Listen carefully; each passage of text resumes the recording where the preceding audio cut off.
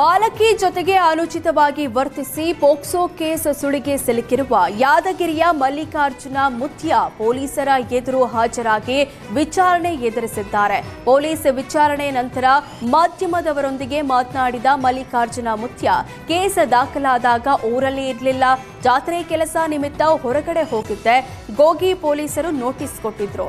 ಕಾನೂನು ತಲೆಬಾಗಿ ವಿಚಾರಣೆಗೆ ಹಾಜರಾಗಿದ್ದಾನೆ. ಪೊಲೀಸರು ಕರೆದಾಗ ಮತ್ತೆ ಬರ್ತೇನೆ, ತನಿಖೆ ಎಲ್ಲ ರೀತಿಯ ಸಹಕಾರ ಕೊಡ್ತೇನೆ ಅಂತ ಹೇಳಿದ್ರು. ಹಸ್ತ ಪ್ರತಿಶಾಸ್ತ್ರ ಸಂರಕ್ಷಣೆ, ವ್ಯಾಖ್ಯಾನ ಮತ್ತು ಭಾರತೀಯ ಜ್ಞಾನ ಪರಂಪರೆ ಕುರಿತು ಒಂದು ದಿನದ ರಾಷ್ಟ್ರೀಯ ಸಮ್ಮೇಳನ ಕರ್ನಾಟಕ ಸಂಸ್ಕೃತ ವಿಶ್ವವಿದ್ಯಾಲಯದಲ್ಲಿ ನಡೆಯಿತು. ಹಸ್ತ ಪ್ರತಿಶಾಸ್ತ್ರ ವಿಭಾಗದಿಂದ ನಡೆದ ಕಾರ್ಯಕ್ರಮವನ್ನು ಚಾಮರಾಜಪೇಟೆಯ ಕೃಷ್ಣರಾಜ ಪರಿಷತ್ ಮಂದಿರದಲ್ಲಿ ಆಯೋಜಿಸಲಾಗಿತ್ತು. ಸಮ್ಮೇಳನವನ್ನು ಬೆಂಗಳೂರು ಉತ್ತರ ವಿವಿ ಕುಲಪತಿ ಪ್ರೊಫೆಸರ್ ಬಿಕೆ ರವಿ ಉದ್ಘಾಟಿಸಿದ್ರು. ಕಾರ್ಯಕ್ರಮದ ಅಧ್ಯಕ್ಷತೆಯನ್ನ ಕರ್ನಾಟಕ ಸಂಸ್ಕೃತ ವಿಶ್ವವಿದ್ಯಾಲಯದ ಕುಲಪತಿ ಡಾಕ್ಟರ್ ಎಸ್ ಅಹಲ್ಯ ವಹಿಸಿದ್ರು. ಹಸ್ತ ಪ್ರತಿಗಳ ವರ್ಗೀಕರಣ ಮತ್ತು ಸಂರಕ್ಷಣೆ ಕುರಿತ ಚರ್ಚೆಗಳು ನಡೆಯಿತು. ಹಸ್ತ ಪ್ರತಿಶಾಸ್ತ್ರ ಕ್ಷೇತ್ರದ ಪಂಡಿತರು, ಸಂಶೋಧಕರು ಮತ್ತು ವಿದ್ಯಾರ್ಥಿಗಳಿಗೆ ಹೆಚ್ಚಿನ ಅಧ್ಯಯನಕ್ಕೆ ಸಹಾಯಕವಾಯಿತು.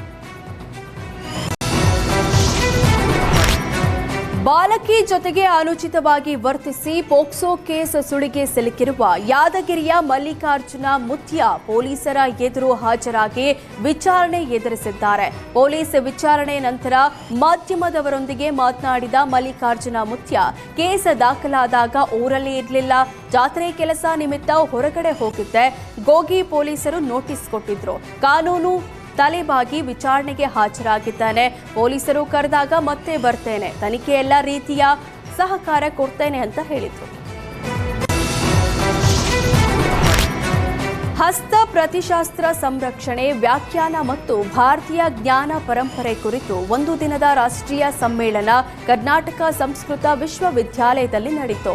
ಹಸ್ತ ಪ್ರತಿಶಾಸ್ತ್ರ ವಿಭಾಗದಿಂದ ನಡೆದ ಕಾರ್ಯಕ್ರಮವನ್ನು ಚಾಮರಾಜಪೇಟೆಯ ಕೃಷ್ಣರಾಜ ಪರಿಷತ್ ಮಂದಿರದಲ್ಲಿ ಆಯೋಜಿಸಲಾಗಿತ್ತು. ಸಮ್ಮೇಳನವನ್ನು ಬೆಂಗಳೂರು ಉತ್ತರ ವಿವಿ ಕುಲಪತಿ ಪ್ರೊಫೆಸರ್ ಬಿಕೆ ರವಿ ಉದ್ಘಾಟಿಸಿದ್ರು.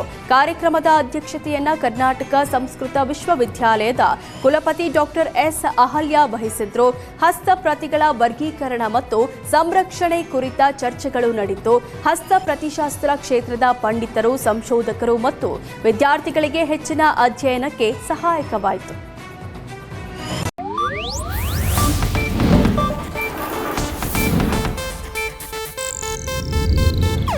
ಇದು ಏಷ್ಯಾನೆಟ್ ನ್ಯೂಸ್ ನೆಟ್ವರ್ಕ್ ಪ್ರಸ್ತುತಿ.